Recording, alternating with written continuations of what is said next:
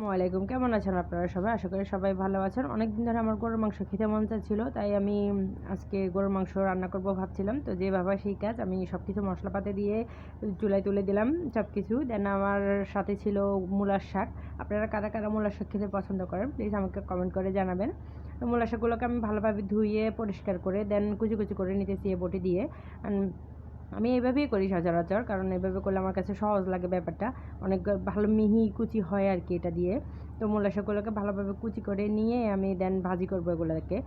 তো আমি এখানে চুলাইয়ের মধ্যে কড়িয়া দিলাম, কড়িয়ার মধ্যে একটা মানে পেঁয়াজ আর রসুন দিয়ে দিলাম, দিয়ে তারপর আস্তে আস্তে করে এগুলোকে লাল একটু গোল্ডেন ব্রাউন কালার হয়ে আসলে দেন আমি মূলার শাকগুলোকে দিয়ে দিব। একটু ভালো করে ভেজে নিলে ভালো হয়, যেহেতু রসুন দিয়েছি, রসুনের একটা কাঁচা গন্ধ যাতে ফ্লেভারটা যাতে না থাকে। তো আমি এখানে লবণ দিলাম, দেন মূলা শাকগুলোকে এইভাবে রেখে দিব। দেন ওগুলা আস্তে আস্তে ভাজি হয়ে যাবে। দেন আমি না একটু তার মাঝে মাঝে একটু নাড়াচাড়া করে দিলাম, কারণ মূলা শাকের মধ্যে অনেক পানি হয়। কারণ আমি এখানে ভাজি করে নিলাম মূলা শাকগুলোকে। দেন আমি আর ওটা দেখালাম না। আর এই ছিল আমার মাংসের কালার, কারণ আমার মাংসের কালারটা অনেক জোস আসছে। আর